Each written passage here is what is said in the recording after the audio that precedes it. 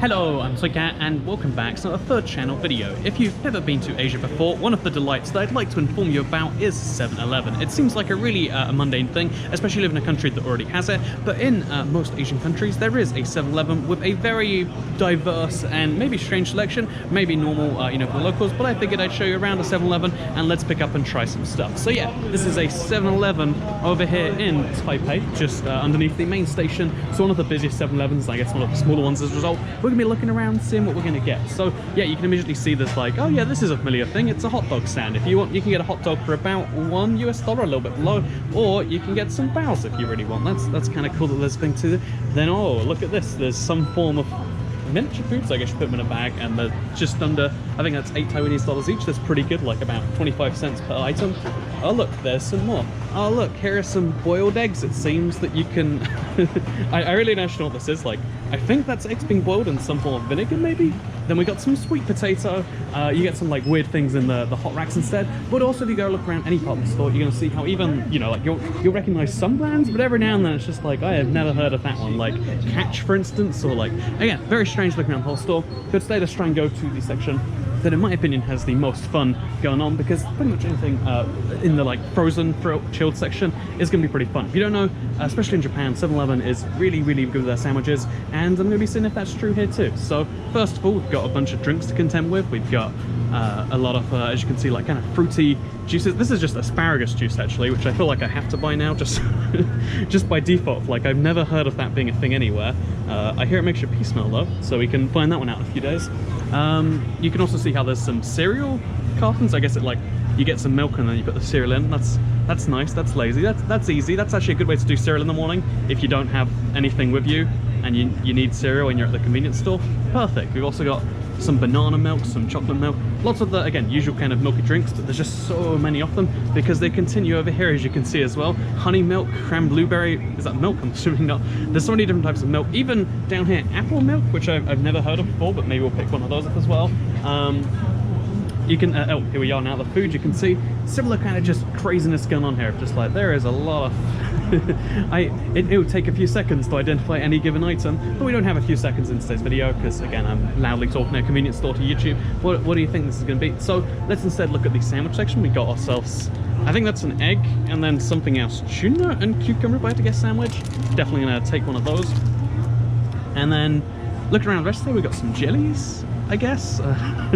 We got some fresh fruit. Oh, actually, that is a fried chicken burger for, it says 10, but I'm assuming it's more because it can't be 25 cents. That is an amazing looking fried chicken burger that's in like fresh, again, made very recently. That's a big thing in most countries I've been to, in these parts at least.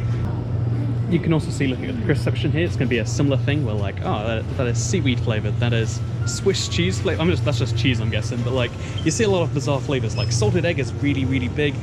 Basil, for instance, black pepper steak.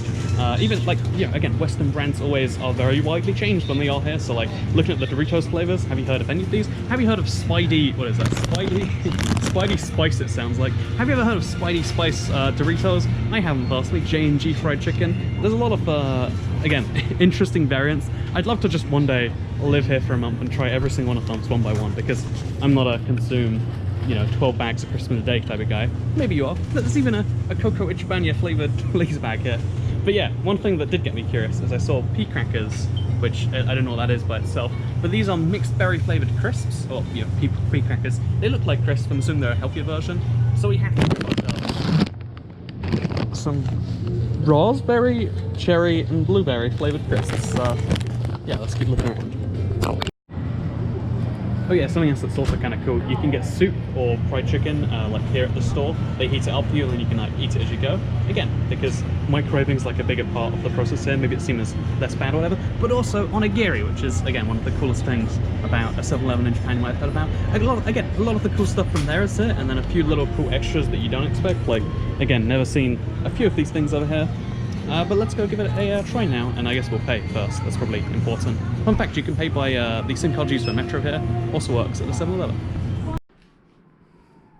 Okay, so I paid. We're back at the hotel room. In case you're curious, that was 215 Taiwanese dollars in total. So we're talking about $7 or 5 UK pounds, which is a pretty good deal considering we got 2 drinks, or like a jelly drink. I mean, it's a drink in my opinion. We got ourselves a sandwich, which is, you know, a nice thing by itself. We got a fried chicken burger, and we got a pretty big bag. I mean, it's a big bag, but I'm not sure there's 20 in there. But it's a big bag of pea crackers, flavored like these things. I'm excited to try all these things out one by one. So first of all, let's start with the worst. That's the phrase, right? Start with the worst, go to the best. Because yeah, we're gonna be trying out the asparagus juice.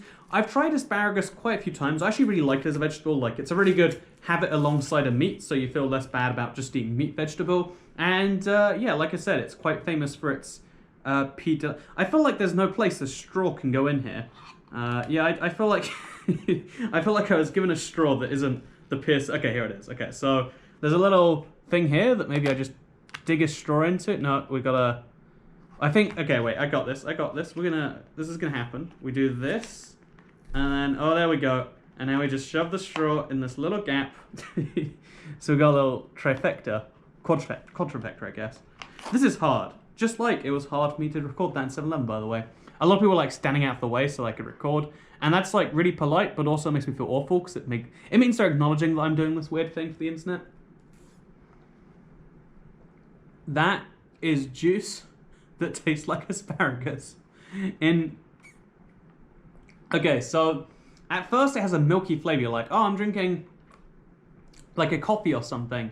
And then half a second later, like it's a really delayed taste. I know how it's so delayed. But half a second later, just full-on vegetable hits you, and you're like, that's odd. You don't expect vegetable.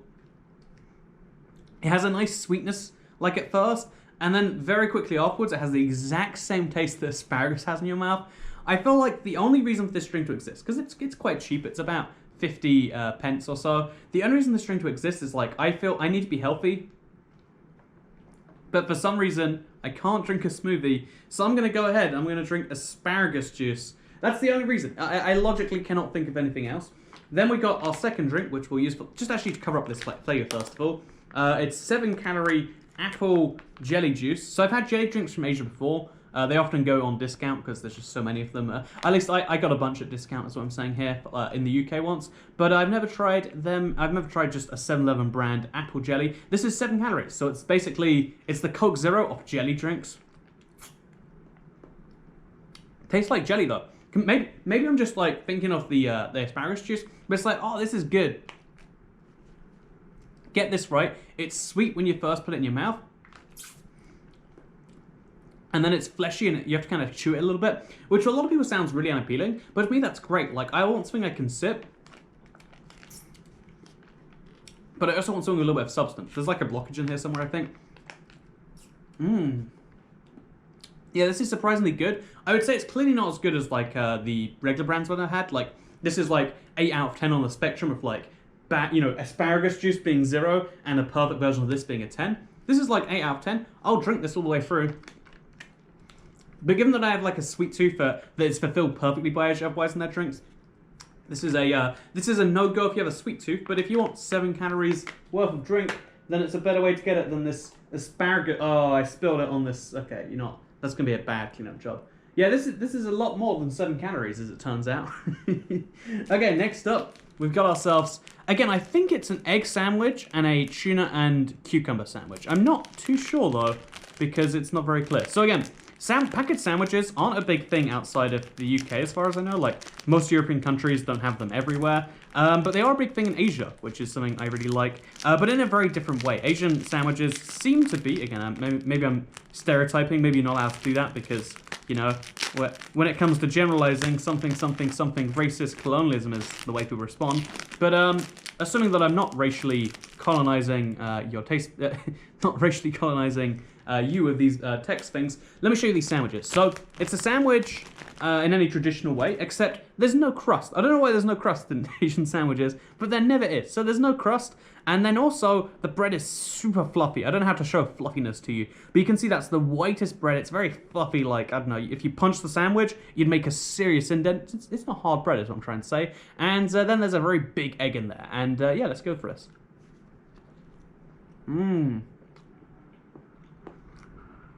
That's the classic egg sando. Again, big thing in Japan. It's so good. I don't know what they do to these eggs. I've tried making my own egg sandwiches in the UK. I can never get this good. I've tried buying egg mayonnaise sandwiches in the UK. I can never get anywhere near this good. And it's so cheap too. About £1 for both of these things combined. It's a lot cheaper than British sandwiches. It's a little bit cheaper than Japanese sandwiches. And it's just so amazing. And again, you can get them. They're one of the cheaper varieties. But they're so good. And I still don't know why. I've looked it up online. Everyone seems to agree they're pretty good. But we also have again, we're going to work it out as we go along here. So on one side, this has to be tuna, looking at that. And then on the other side, again, that has to be cucumber. Yeah, we got just a few bits of cucumber. Look, you can actually see it's kind of a rip-off there. You get just 4 cucumbers. For some reason, tuna's cheaper than cucumber, apparently, you would assume. That's just there to make the sandwich look nice. It's just a tuna sandwich. But I've got high hopes anyway.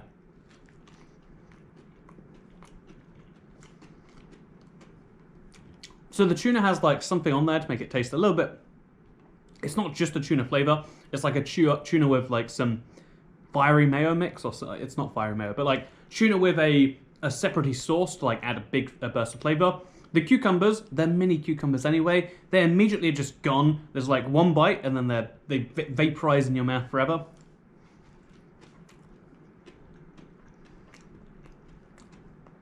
In general though, pretty good sandwich. I prefer 2 eggs, I think. But the tuna mayonnaise, again, tuna and cucumber. I mean, it's hard to go wrong at this price point. If you're hungry, you need a snack. It's an amazing snack. And even the crust. The bread's just so fluffy. What do they do to their bread to make it so good? I don't know. But what I do know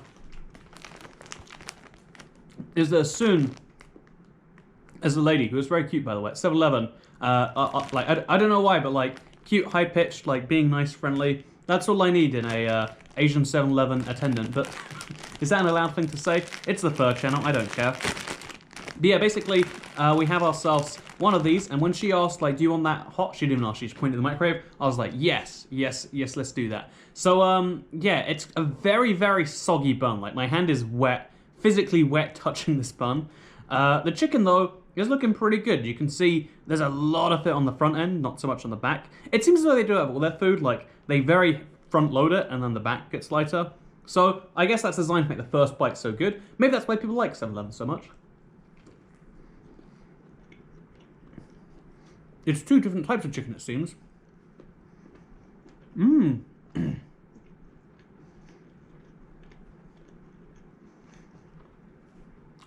It seems as though there's regular fried chicken, and there's a really spicy fried chicken in there. Like, if you've ever had like KFC hot wings, that kind of like spicy duality. But then there's regular mixed in there as well, in a perfect crisscross formation. I wouldn't say this is good. I had high expectations, maybe too high. But again, in the category of I need to eat right now, I'm busy, I've got things to do, I've got a mountain to climb.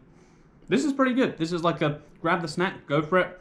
Better than anything you can find in a similar store. Because it seems as though, again, a lot of people, I think especially in America this is true, have a big aversion to fresh food because you know how fresh it is. For some reason you can just trust fresh fruit here. Maybe you can't and we just do it wrongfully. But it's really, really, really good. I'm going to eat the rest of this later, but this video is getting way too long. So let's finish, because you know we've eaten our main meal of sandwiches and a sandwich, basically, with fried chicken. Let's move on to our pea crackers. I don't know what pea crackers are, let alone what a pea cracker with. Oh, it's got such a fruity smell. It smells like the inside of like, you know, like a fruity gum, where it's just like, it's powering out at you, like it's going everywhere around the room right now. All I can smell is that kind of fruit, but like rip-off fruit flavor, which is weird, given it's on a crisp, which is like this, a spirally... Yeah, I think spiral is the term for this, right? They're fruity spirals, but how good are they? That is an odd sensation. I've never had anything like that. The closest thing I can describe to what's happening right now, it's immediately sweet, and then followed up with like a crunch. Like it's exactly the same texture as crisp, maybe a little bit altered, but the flavor is so different. The closest thing I can think of are those little dried strawberries you get with your cereal. And how they overpower every single bite. It's kind of the same here, like, there's clearly a crisp that's meant to taste like a normal crisp, but then it's crazy overpowered by, again, strawberries, raspberries, and blueberries. I'm not going to say it works, but I'm not going to say it doesn't either.